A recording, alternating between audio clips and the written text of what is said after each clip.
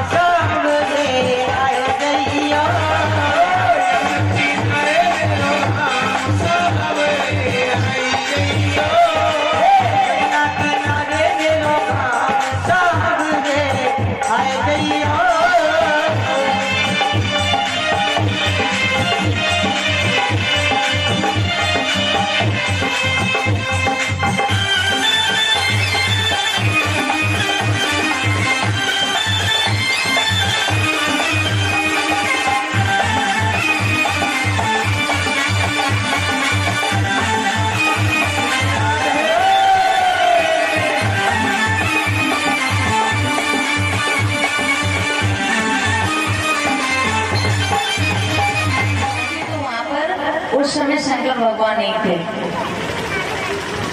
अकेली मैया है।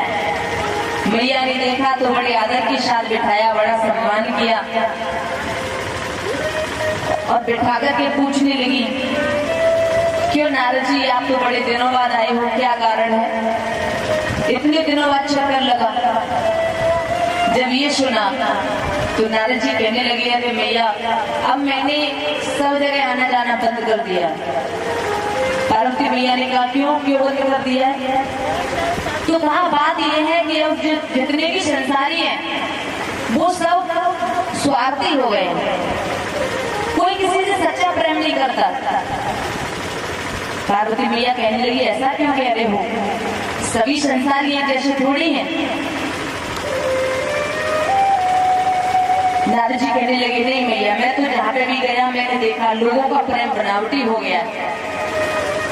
पार्वती मैया कहने लगी कि मैं आपसे एक बात बताऊं, अपने बारे में बता रही हूँ कि मुझ में और मेरे पति में बहुत प्रेम है और मेरे पति मुझे इतना प्रेम करते हैं कि मुझसे कोई भी बात नहीं छुपाते। यहाँ तक कि गुरु जी ने जो उन्हें गुरु मंत्र दिया वो भी मुझे बता दिया। वैसे ये होता है कि गुरु मंत्र किसी को बताया नहीं जाता, लेकिन मेरे पति जो हैं मुझसे कुछ छुपाते ही नहीं, तो उन्होंने वो गुरु मंत्र भी मुझे आकर के बता दिया।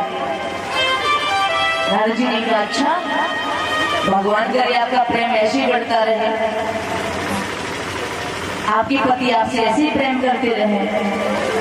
लेकिन भैया एक बात बताओ, आपके पति आपसे कोई बात छुपाते नहीं है, तो एक बात तो आपको बताई होगी, आपके पति जो हर समय गले में मुंडों की माला पहने रहते हैं, उस मुंड की माला में मुंड किसके लगे हैं और कितने लगे हैं आपको पता है? पार्वती मैया कहने लगी, बात तो सभी बताते हैं लेकिन इस बारे में कभी नहीं बताया। नारद जी मुस्कुराए कि अच्छा सारी बातें बताते हैं और जिस माला को 24 घंटे गले में डाले रहते हैं उसके बारे में नहीं बताया, आपको नहीं बताया। अब आपका काम आप जाने, मैं तो चला। तो भैया इतना ही काफी था। आग और पूछ इकट्ठा करके नारद जी तो वहां से चले गए। अब पार्वती मैया को बड़ा गुस्सा आ रहा है, मेरे पति ने मुझसे बात कैसे छुपाई। मनी मन में कह रही, आने दो आज अच्छे से खबर लूंगी। नारद जी वहां से निकल आए। रास्ते में शंकर भगवान से मुलाकात हुई। शंकर भगवान आश्रम की ओर जा रहे थे। नारद जी को प्रणाम किया। भोले बाबा ने पूछा, कहाँ से आ रहे हो? तो कहा कि बस आप ही के यहाँ से आ रहा हूँ और मैया आपको बहुत याद कर रही है, जल्दी चले जाओ। इतना सुना तो भोले बाबा कहने लगे कि वैसे चाहे नहीं याद करते, लेकिन आप वहां से आ रहे हो तो जरूर याद कर रहे होंगे, क्योंकि जहाँ पे आपके चरण पड़ जाए वहां तो कल्याणी हो जाता है। तभी भोले बाबा पास में आए हैं पार्वती मैया के, और पार्वती मैया के पास में आए तो पार्वती मैया बड़ी गुस्से में बैठी हुई हैं। भोले बाबा ने चेहरे की ओर देखा, समझ गए नाराज बैठी हैं। पास आकर के पूछने, क्या हुआ देवी, कोई बात है क्या? तभी झुंझला करके पार्वती मैया कहने लगी, आप तो रहने ही दीजिए। मैं तो सोचती थी आप बड़े भोले हो, लेकिन मुझे नहीं पता था कि तुम इतने बड़े कपटी हो, इतने बड़े धोखेबाज हो। हे भगवान, मैंने ऐसे काले पति से प्रेम किया जो कभी मुझे मन की बात नहीं बताते। मैंने अपने मन की सारी बातें तुम्हें बता दी। भोले बाबा कहने लगे, देवी ऐसी कौन सी बातें जो मैंने तुम्हें नहीं बताई? मैं तो सारी बातें तुम्हें बताता हूँ। पार्वती मैया कहने लगी, ये बताओ, ये गले में जो मुंड माला लटकाए रहते हो, ये मुंड माला, इसमें किसके मुंड लगे हैं और कितने लगे हैं? भोले बाबा कहने लगे, बस इतनी सी बात है, बस इसी से नाराज हो। देखो ये मुंड माला किसी और की नहीं है, इस मुंडमाला में आपके सिर लगे हुए हैं। पार्वती मैया कहने लगी मेरे सर? हाँ देवी आपके सर है। कैसे? तो भोले बाबा ने बताया कि देखो आपने 108 बार जन्म लिया है, तो मरती गई, तो हर बार मैं आपका जो सिर था वो उस माला में पुरोता गया और धीरे धीरे आपकी 108 बार जन्म ले लिया। आपके हर जन्म की याद बनी रही, इसीलिए मैंने ये मुंड माला गले में बना करके पहन ली है। मैं आपसे बहुत प्रेम करता हूँ और फिर तुम कहती हो कि मैं कपटी हूँ। पार्वती मैया कहने लगी हे भगवान, अब तो आप माँ कपटी निकले। भोले बाबा कहने लगे क्यों? तो पार्वती ने कहा कि ये बताओ आपने ऐसी कौन सी बूटी पी ली है, ऐसी कौन सी दवाई पी ली है जिसे आपने पी लिया आप तो अमर हो गए और मैं बार बार मर जाती हूँ, ऐसा क्यों है? मुझे भी बताओ आपने कौन सी बूटी पी है। ऐसा सुना तो भोले बाबा गंभीर हो गए हैं, उनके नेत्र सुजल हो गए हैं और पार्वती मैया से कहने लगे देवी मैंने एक अद्भुत अमृत का पान किया है। अद्भुत अमृत का पान? भोले बाबा ने कहा हाँ, और वो अमृत है श्रीमद् भागवत कथा यानी अमर कथा। उस अमर कथा की वजह से मेरा कभी जन्म नहीं होता है, कभी मृत्यु नहीं होती। ऐसा सुना तो पार्वती मैया भोले बाबा के चरणों में गिर पड़ी है, कहा कि मुझे भी उस अमृत का पान करा दीजिए। भोले बाबा कहने लगे देवी देखो भागवत की कथा जब सुनते हैं तो उसके कुछ नियम होते हैं। पहला ये कि भागवत की कथा एकदम सामने बैठ करके सुननी चाहिए। भागवत मंच के पीछे बैठ करके कभी कथा को नहीं सुनना चाहिए, एकदम सामने बैठ करके सुननी चाहिए। कथा के बीच में बार बार उठना नहीं चाहिए और बीच में बात भी नहीं करनी चाहिए। अगर बोलना है तो कीर्तन बोलो या राधे राधे बोलो। और भागवत की कथा में सुनना भी नहीं चाहिए, एकाग्र मन से तन में होकर की कथा को सुनो। और सुनो, मैं जब भी कथा सुनाता हूँ तो नेत्र बंद करके कथा को सुनाता हूँ। अब आप कथा सुन रही हो कि नहीं ये मुझे कैसे पता चलेगा? उसके लिए आपको बीच बीच में ओम ओम बोलना पड़ेगा। ओम ओम बोलती रहना और मुझे पता चलता रहेगा कि आप कथा सुन रही हो। पार्वती मैया ने कहा ठीक है मैं बोलती रहूंगी। तो देखो हिंदी में जो हम हाजी हाजी बोलते हैं, संस्कृत में इसी को ओम बोलते हैं। तो पार्वती मैया से कहा कि आप ओम ओम बोलती रहना। तो कैलाश पर्वत पे शिव जी कथा प्रारंभ करते हैं। उस समय कैलाश पर कोई नहीं था। देखो श्रोता है पार्वती मैया और वक्ता है भोले बाबा। और शिव जी के पीछे वो फूटा हुआ अंडा पड़ा है, वही तोते का अंडा। तो भोले बाबा कथा सुनाने लगे हैं, पार्वती मैया ओम ओम बोलती जा रही है। लेकिन पहले दिन की जैसे ही कथा हुई, पूरे दिन की कथा हुई, शाम को कथा को विश्राम दिया गया, तो पीछे जो फूटा हुआ अंडा पड़ा था वो साबुत हो गया। उस अंडे में जीव प्रादुर्भूत हो गया। दूसरे दिन की कथा के प्रभाव से वो अंडा पक करके फूट गया और उसमें से एक छोटा सा बच्चा निकला, सुंदर सा पक्षी। और तीसरे दिन की कथाएं हो रही हैं तो बड़ा गदगद हो रहा है। चौथे दिन की कथा को सुनकर के मन आनंदित हो रहा है। शिवजी ने माता पार्वती को जो कथा सुनाई वो हमारी और आपकी तरह से नहीं सुनाई कि 1 बजे से 5 बजे तक और 4 घंटे में कभी इधर को दे कृष्णा हरे हरे हरे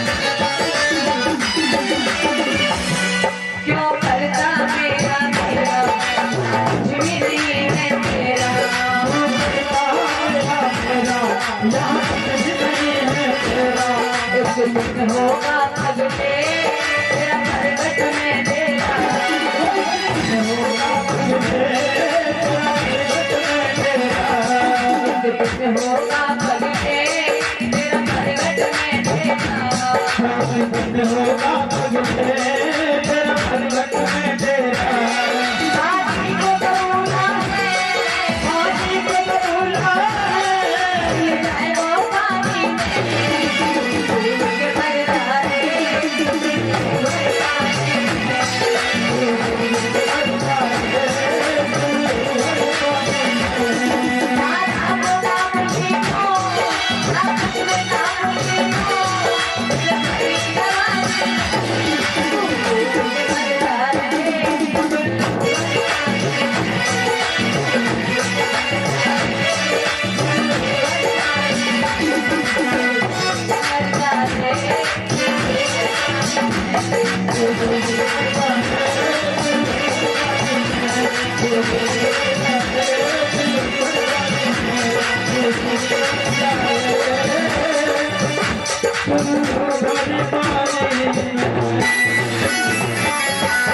बोले